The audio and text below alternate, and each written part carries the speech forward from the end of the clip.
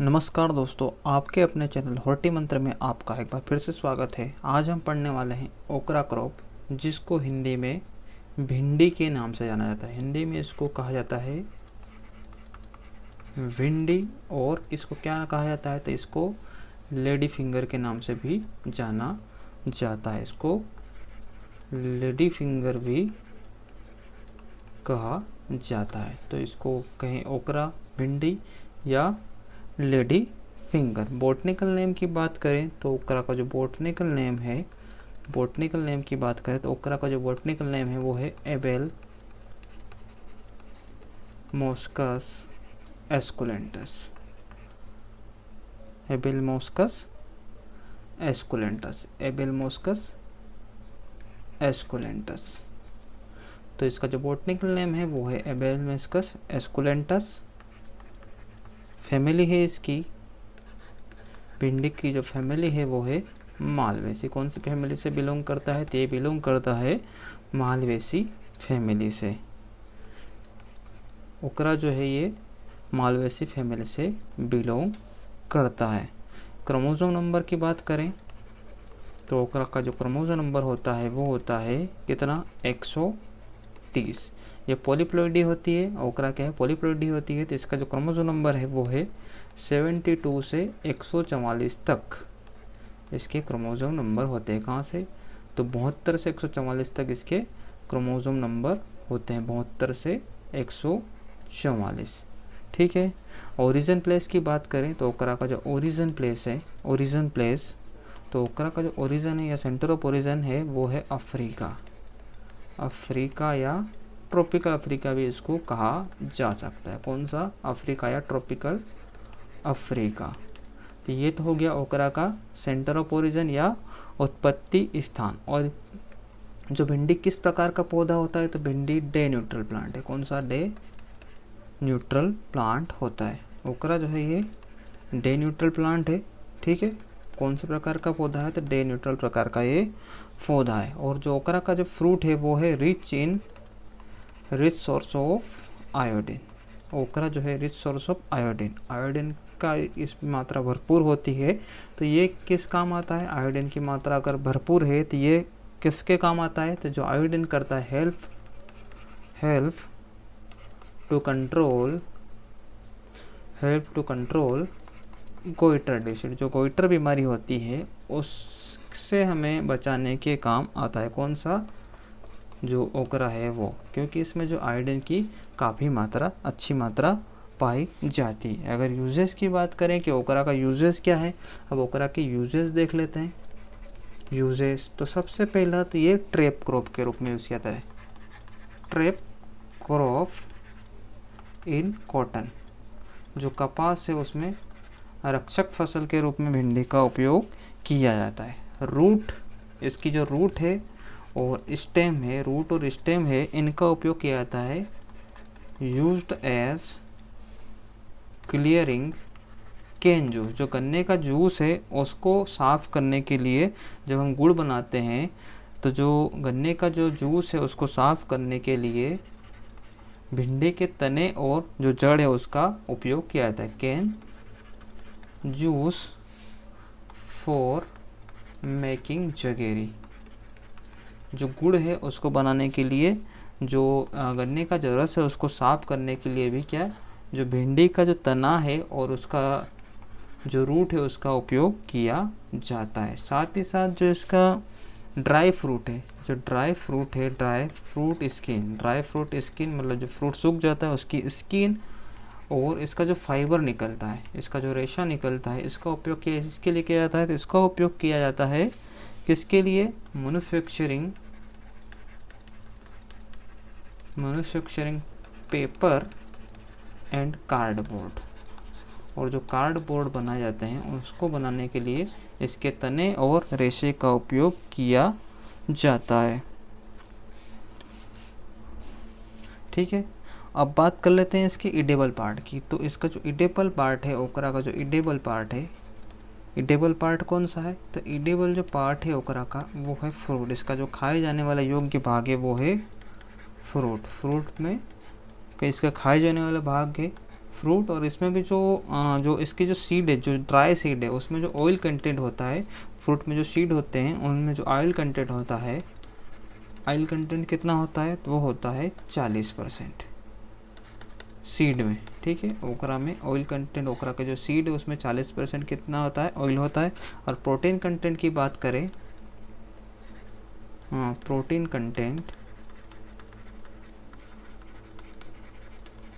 इन seed में protein कितना होता है, तो जो सीड में जो प्रोटीन होता है वो होता है 20 से 30%। कितना होता है, 20 से 30% उसमें प्रोटीन होता है, 40% क्या होता है, 40% जो ऑयल होता है। फ्रूट टाइप की बात करें तो ओकरा का जो फ्रूट टाइप है, ओकरा का जो फ्रूट टाइप है वो किस प्रकार का फ्रूट है, तो ओकरा का जो फ्रूट होता है वो उसको कहा जाता है कैप्सूल। उसको क्या कहा जाता है, उसको कैप्सूल कहा जाता है। पोलिनेशन, तो ओकरा में जो पोलिनेशन होता है, तो ओकरा कौन से प्रकार की क्रॉप है, तो ओकरा ऑफन क्रॉस पोलिनेटेड क्रॉप है, ऑफन क्रॉस पोलिनेटेड। ठीक है, तो इसमें ओपन क्रॉस पोलिनेशन होता है, मतलब बहुधा परपरागित फसल है। और इसमें क्रॉस पोलिनेशन कितना होता है, तो इसमें जो क्रॉस पोलिनेशन होता है ओकरा में, जो क्रॉस पोलिनेशन होता है वो होता है लगभग 5 से लगाकर 12% तक। कितना होता है, तो 5 से 12% तक इसमें जो है क्रॉस पोलिनेशन होता है। और जो फ्लावर टाइप की बात करें तो ओकरा का जो फ्लावर है ये बाइसेक्सुअल फ्लावर होता है। फ्लावर होता है इसका बाइसेक्सुअल फ्लावर होता है ओकरा का। ठीक है, और इसमें पाई जाती है प्रोटोगाइने, और प्रोटोगाइने इसमें पाई जाती है, प्रोटोगाइने इसमें पाई जाती है। अगर एंथेसिस टाइम की बात करें, एंथेसिस टाइम ओकरा का, तो ओकरा में जो एंथेसिस टाइम है, ओकरा का जो एंथेसिस टाइम है वो है सुबह 8 से 10 बजे, 8 AM टू 10 AM। कितना एंथेसिस टाइम है, 8 से सुबह 8 से 10 बजे तक इनका एंथेसिस टाइम है। और पोलन फर्टिलिटी, जो पोलन की जो फर्टिलिटी होती है वो मैक्सिमम कौन से टाइम में होती है, तो पोलन फर्टिलिटी, जो पोलन फर्टिलिटी है, ये होती है मैक्सिमम कब, before and after 1 hour,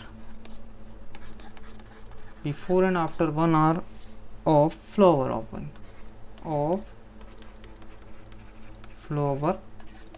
opening. जो फ्लावर है उसके ओपन होने के 1 घंटे पहले और 1 घंटे बाद तक क्या है, पोलन फर्टिलिटी, या वो जो पोलन है वो फर्टाइल होते हैं। और जो फर्टिलाइजेशन होने में कितना टाइम लगता है, तो it take 2 to 6 hours for fertilisation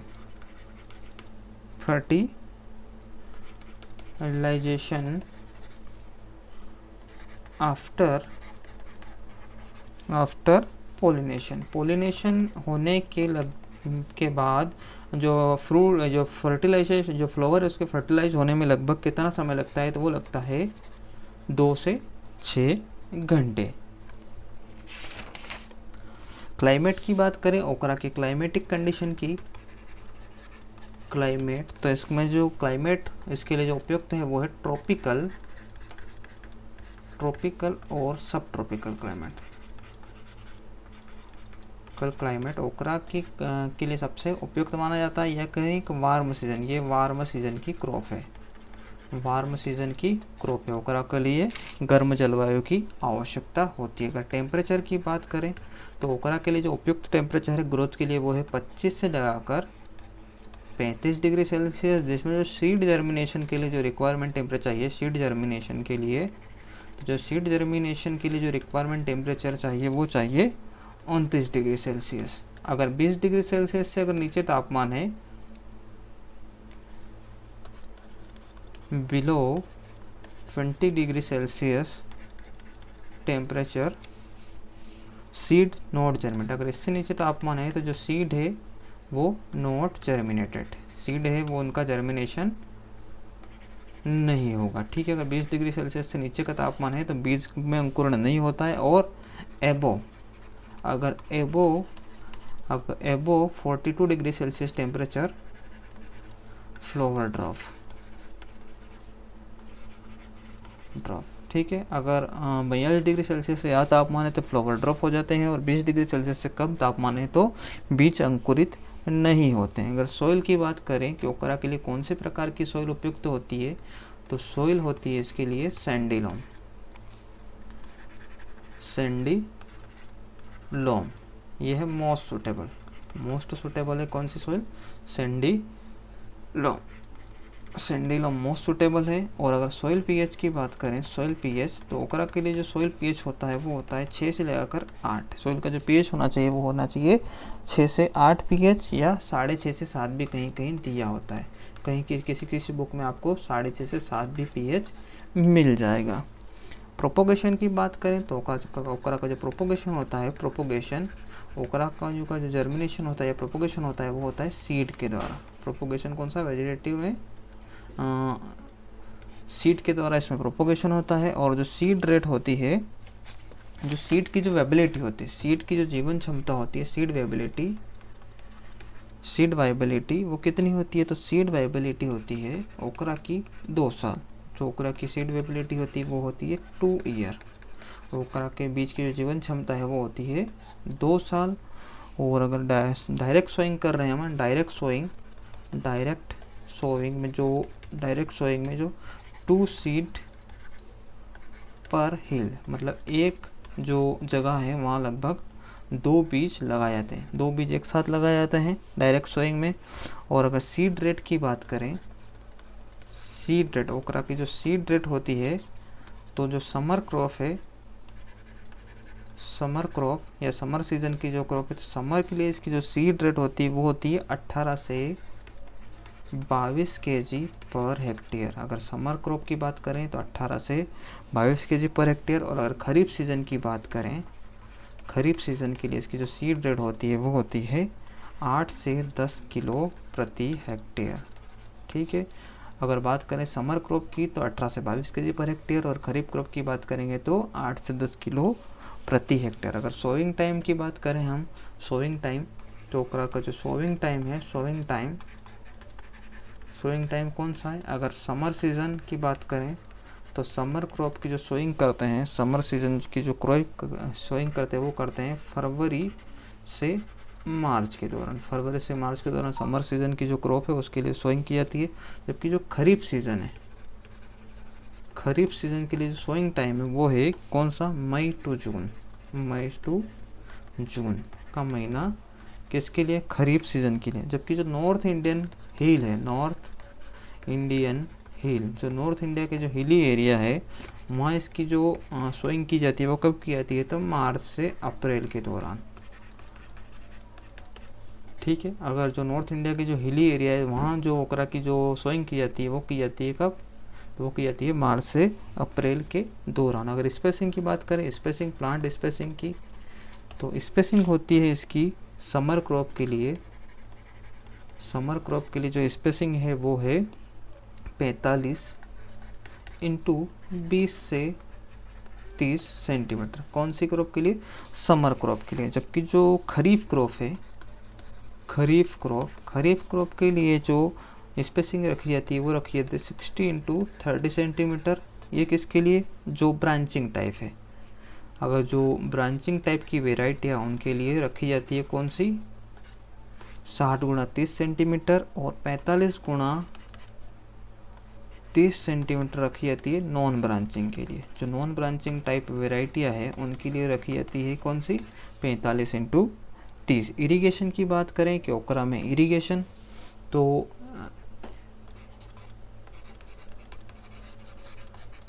ओकरा में इरिगेशन, तो जो खरीफ क्रॉप है उसमें इरिगेशन की जनरल रिक्वायरमेंट नहीं होती। बाकी अगर सीज़न के अकॉर्डिंग और क्लाइमेट के अकॉर्डिंग हमें क्या है, इरिगेशन देने की आवश्यकता है। समर क्रॉप की बात करें तो जो समर क्रॉप है उसमें इरिगेशन कब करनी चाहिए, तो 4 से 5 दिन के अंतराल पर, 4 to 5 डेज इंटरवल पे इरिगेशन रिक्वायर होती है। इंटरवल पे उसको इरिगेशन की रिक्वायरमेंट होती है, ठीक है। फ्लावर बड अपीयरेंस, जो फ्लावर है वो कहाँ आते हैं, फ्लावर बड अपीयरेंस। जो फ्लावर बड अपीयरेंस है वो कहाँ आएंगे? तो द एक्सिल ऑफ each या every leaf, each या every leaf above 6th to 8th leaf। जो फ्लावर आते हैं ये कब आते हैं? तो जैसे मान लो कि ये हमारा भिंडी का क्या है? पौधा है। ये हमारा भिंडी का पौधा है और ये क्या है? पत्तियां है। ठीक है, ये हमारा भिंडी का पौधा है और ये है पत्तियां।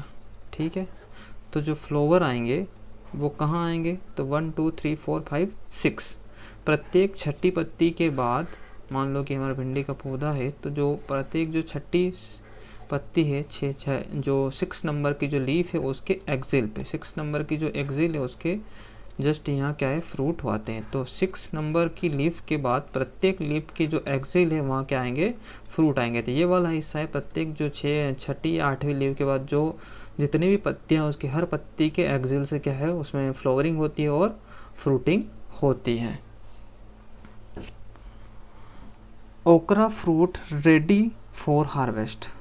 ओकरा fruit ready for first harvest. First harvesting कब आ जाती है? तो फर्स्ट हार्वेस्टिंग आती है generally after 45 days, 45 days after sowing, 45 days after sowing. बीज लगाने के लगभग 45 दिन बाद या 45 से 50, अगर रेंज माने तो 45 से 50 दिन के बाद क्या है? उसमें जो फ्रूट है वो हार्वेस्टिंग के लायक हो जाते हैं। बेस्ट टाइम फॉर हार्वेस्टिंग की बात करें, best time for harvesting, best time for harvesting की बात करें तो वो है हमारा 5 to 6 days, 5 to 6 days after opening flower. Flower opening के लगभग 5 से 6 दिन के बाद हमें क्या कर लेना चाहिए? जो फ्रूट है उसको हार्वेस्ट कर लेना चाहिए, क्योंकि जो 7वां दिन है, आफ्टर 7 डेज क्या उसमें फाइबर डेवलप होने लग जाता है। After 7 days fibre development, after 7 days के बाद क्या होगा? उसमें फाइबर डेवलप होने लग जाएगा, जिससे क्या है कि उसकी जो है क्वालिटी खराब हो जाएगी। आफ्टर 7 डेज फाइबर डेवलपमेंट, 7 दिन के बाद क्या है? उसमें फाइबर या रेशा बनना स्टार्ट हो जाता है, जिससे क्या है कि जो हमारा जो फ्रूट है उसकी क्वालिटी खराब होने लगती है। एक्सपोर्ट स्टैंडर्ड की बात करें तो एक्सपोर्ट करने के लिए जो एक्सपोर्ट स्टैंडर्ड है, एक्सपोर्ट स्टैंडर्ड कितना है? वो है 6 to 8 सेंटीमीटर लॉन्ग फ्रूट। जो एक्सपोर्ट करने के लिए जो फ्रूट है उसका जो स्टैंडर्ड है वो 6 से 8 सेंटीमीटर जो फ्रूट है उसकी लंबाई होनी चाहिए। पोस्ट हार्वेस्ट ट्रीटमेंट की बात करें, post harvest treatment, post harvest treatment करते हैं किसके द्वारा? CCC@100 ppm। ये किसके लिए करते हैं? Enhance self life, self life को बढ़ाने के लिए किससे ट्रीट करते हैं? तो CCC 100 ppm से ट्रीट करते हैं। वो किसके लिए करते हैं? तो इससे क्या होता है? एनहेंस सेल्फ लाइफ, एनहेंस, इससे क्या होगा? जो फ्रूट है उसकी जो सेल्फ लाइफ है वो बढ़ जाती है। ठीक है, इससे क्या होगा? जो फ्रूट है उसकी सेल्फ लाइफ बढ़ती है। स्टोरेज की बात करें तो ओकरा का जो स्टोरेज है तो स्टोरेज टेम्परेचर रखा जाता है 7 से 9 degree Celsius with humidity, with RH relative humidity कितनी रखी जाती है? तो रिलेटिव ह्यूमिडिटी रखी जाती है 80 से 90%। और इस टेम्परेचर और जो रिलेटिव ह्यूमिडिटी उस पर हम 2 वीक तक, 2 वीक्स, 2 सप्ताह तक हम भिंडी के फ्रूट को स्टोर करके रख सकते हैं 7 से 9 डिग्री सेल्सियस तापमान। और जो ह्यूमिडिटी रखी जाती है वो रखी जाती है 80 से 90%। यील्ड की बात करें तो ओकरा की जो यील्ड है ओकरा की जो यील्ड है वो है 6 से 8 टन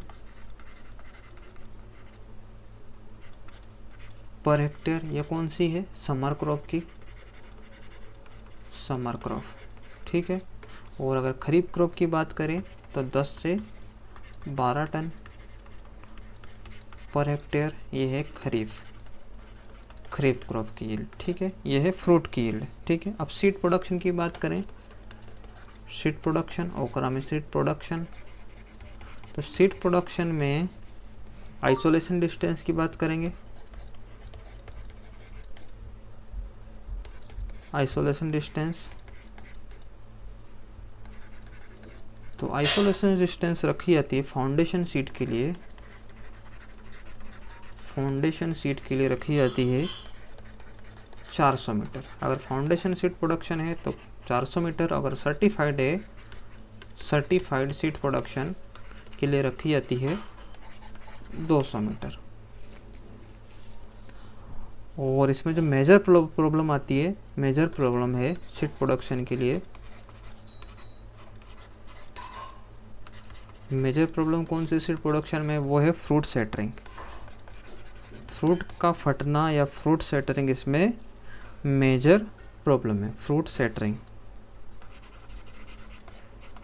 फ्रूट सेटरिंग मेजर प्रॉब्लम है। सीड की यील्ड कितनी प्राप्त होती है? तो जो सीड यील्ड है, सीड की जो यील्ड प्राप्त हो जाती है वो हो जाती है 1200 से 1500 केजी पर हेक्टेयर। सीड की जो यील्ड प्राप्त होती है वो होती है 1200 से 1500 केजी पर हेक्टेयर।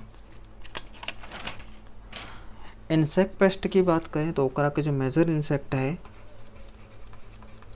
ओकरा के जो मेजर इंसेक्ट है उसमें सबसे पहला आता है वाइट फ्लाई। कौन सा?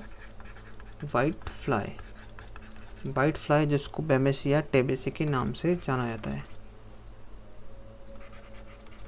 बेमेसिया टेबेसी। और यही जो बेमेसिया टेबेसी वाइट फ्लाई है, ओकरा में येलो वाइन मोज़ेक को ट्रांसफ़र करता है। येलो वाइन जो मोज़ेक का जो वायरस है उसको ट्रांसमिट करने का काम भी यही वाइट फ्लाई करती है। दूसरा जो इंसेक्ट है मेजर वो है जैसिड, ओकरा जैसिड, जिसको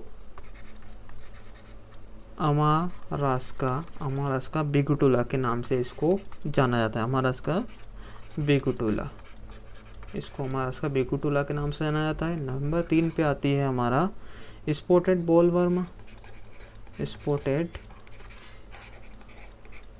बॉल वर्म या कहें shoot and fruit borer, shoot and fruit borer, ठीक है। तो इसका जो नाम है वो है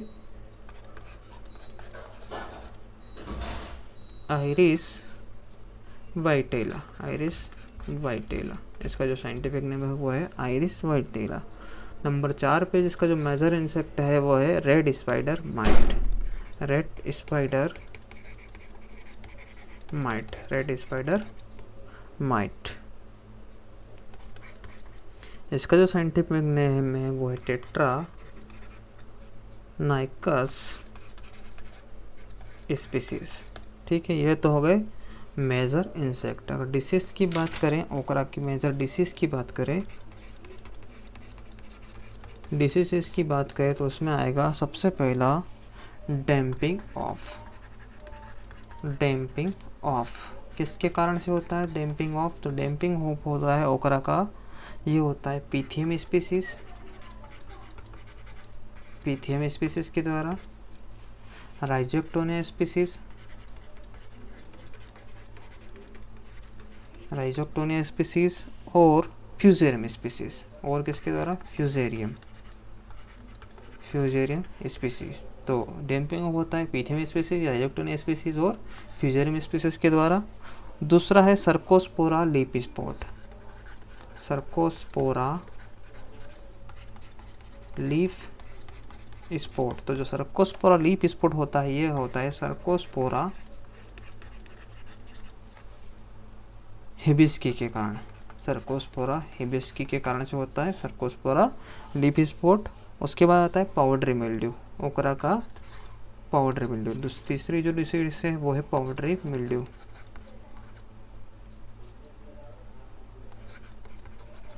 पाउडरी मिल्ड्यू। ओकरा का जो पाउडरी मिल्ड्यू होता है वो होता है इरिसिफ सिकोरा सीरम के कारण। किसके द्वारा? इरिसिफ सिकोरा सीरम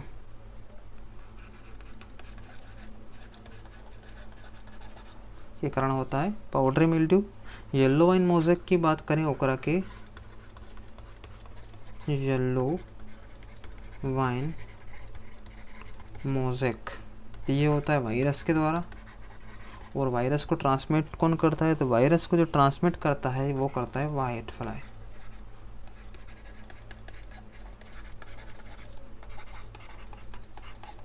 कौन ट्रांसमिट करता है? तो वाइट फ्लाई ट्रांसमिट करता है। और वाइट फ्लाई का प्रीडेटर कौन है? तो वाइट फ्लाई का जो प्रीडेटर है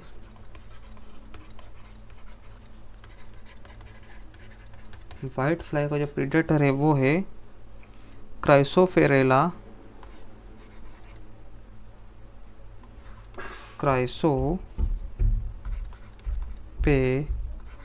क्राइसोपेरला सेरेना। ठीक है। और येलो वाइन मोज़ेक है, yellow wine mosaic is controlled by two complementary gene, complementary dominant gene, complementary dominant gene कौन कौन से? YV1 and YV2। जो दो कॉम्प्लीमेंट्री जीन है YV1 और YV2, इनके द्वारा ही येलो वाइन मोज़ेक को कंट्रोल किया जाता है। अब बात कर लेते हैं ओकरा में ब्रीडिंग की बात। ओकरा ब्रीडिंग। तो ब्रीडिंग का जो मेन ऑब्जेक्टिव है ओकरा में, जो मेन ऑब्जेक्टिव है वो कौन सा है? मेन ऑब्जेक्टिव है ओकरा का जो ऑब्जेक्टिव है ब्रीडिंग का वो है resistant to yellow vein mosaic, resistant to yellow vein mosaic virus. ठीक है, ये मेन जो ब्रीडिंग ऑब्जेक्टिव होता है। और एक जो वैज्ञानिक से डॉक्टर हरभजन सिंह, ये क्वेश्चन पूछा जाता है कि doctor Harbhajan Singh is associate with, तो doctor Harbhajan Singh associate with okra breeding.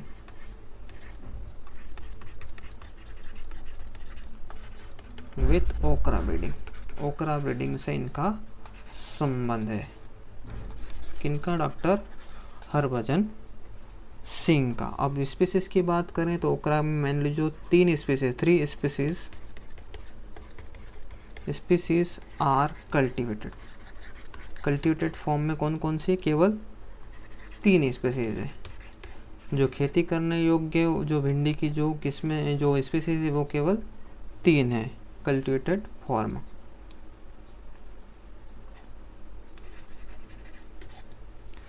पहली कौन सी है? वो है एबेलमोस्कस एस्कुलेंटस,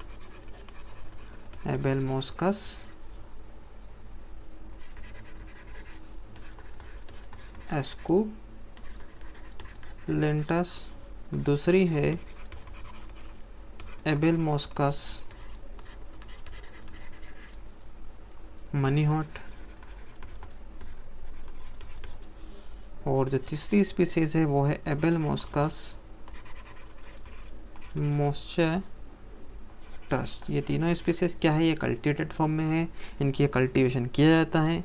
अगर प्रीडेटर की प्रोजेनेटर की बात करें, ओकरा प्रोजेनेटर या एंसेस्टर, ओकरा प्रोजेनेटर जो कल्टिवेटेड स्पीसीज है उसका प्रोजेनेटर या ancestor, progenitor and ancestor of cultivated ओकरा। तो वो कौन है? वो है एबेलमोस्कस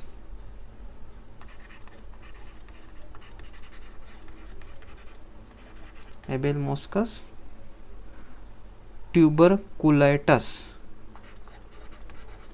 ट्यूबरकुलेटस। एबेलमोस्कस ट्यूबरकुलेटस ये क्या है? तो प्रोजेनेटर है और एंसेस्टर है। इसकी जो 2n बराबर जो क्रोमोसोम संख्या है वो है 58। इसकी जो क्रोमोसोम संख्या है वो है 58 और ये symptomless resistant to yellow vein mosaic. सिंटोमलेस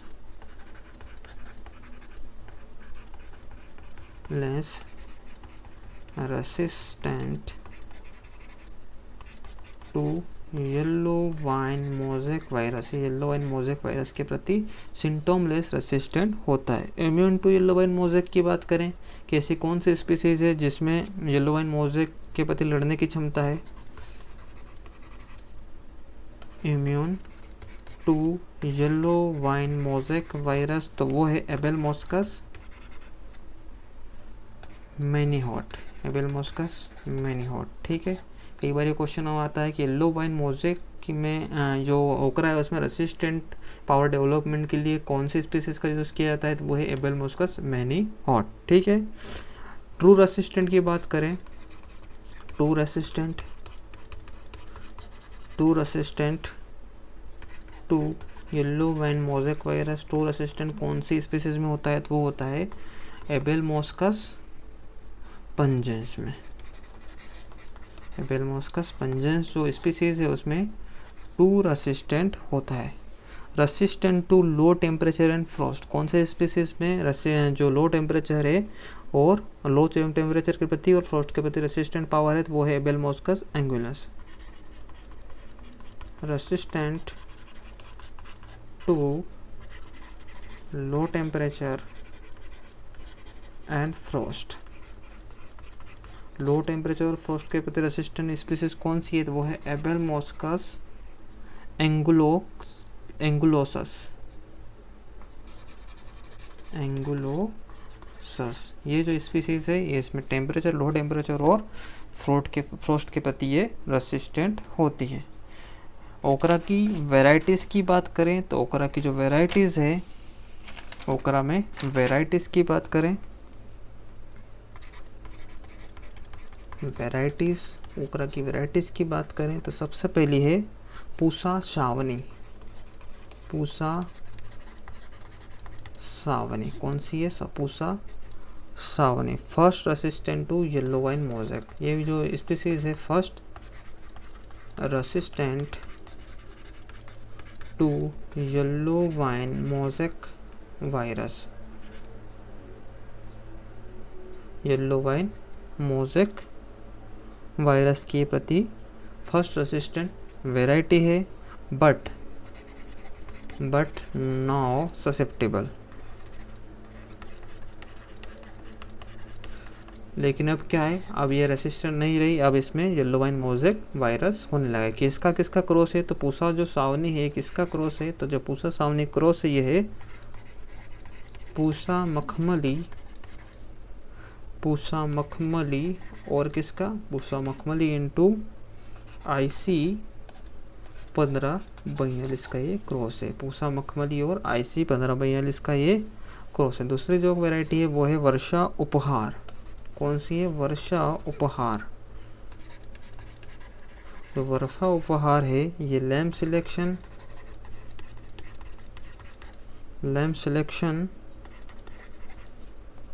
1 और किसका क्रॉस है? परभणी क्रांति, ठीक है, ये इसका क्रॉस है। अगली जो वैरायटी है वो है हिसार उन्नत। हिसार उन्नत जो किस्म है ये किसका क्रॉस है? तो ये है सिलेक्शन 22 इंटू परभणी क्रांति।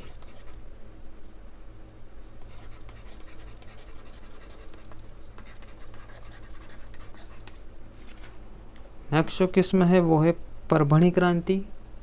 अगली जो किस्म है वो है परभणी क्रांति। ये क्वेश्चन में पूछा गया है कि परभणी क्रांति किसका क्रॉस है? तो ये इंटरस्पेसिक हाइब्रिड है। तो ये जो क्रॉस है वो है एबेलमोस्कस एस्कुलेंटस की जो कल्टीवर है, कौन सी कल्टीवर? पूसा सावनी, पूसा सावनी। और किसका क्रॉस है? एप्पल मस्कस मनिहार्ट का। ठीक। नेक्स्ट वेराइटी है पूसा मखमली, पूसा मखमली, ये भी ओकरा की किस्म है। इसके बाद आती है म्यूटेंट वेराइटी। म्यूटेंट वेराइटी कौन कौन सी है? म्यूटेंट वेराइटियाँ कौन कौन सी है? तो म्यूटेंट वेराइटी में है परभणी टिल्लू,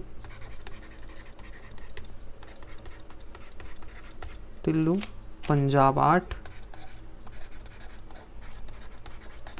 8 और MTU फर्स्ट, ये है म्यूटेंट वेराइटी है। सूटेबल फॉर एक्सपोर्ट की बात करें, variety suitable for export, suitable for export की बात करें तो वो है पूसा A4, परभणी क्रांति,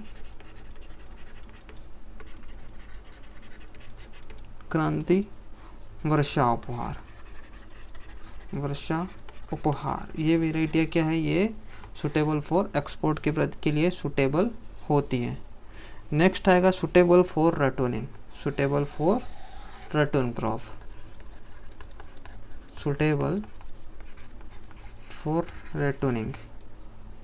तो रटोनिंग के लिए जो वेराइटी है वो है कौन सी? वो है पूसा A4 और अर्का अभय।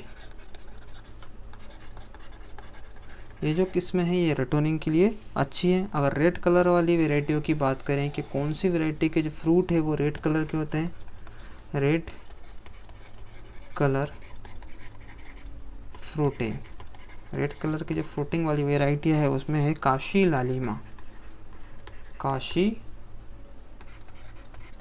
लालिमा, ठीक है। दूसरी है पंजाब लालिमा,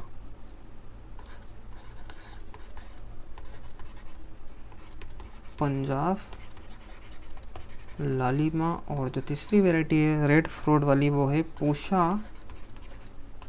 लाल भिंडी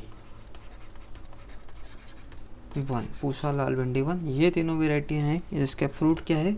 रेड कलर के होते हैं। तो ये था हमारा ओकरा के ऊपर पूरा वीडियो अच्छा लगे तो लाइक शेयर और सब्सक्राइब जरूर करें। धन्यवाद।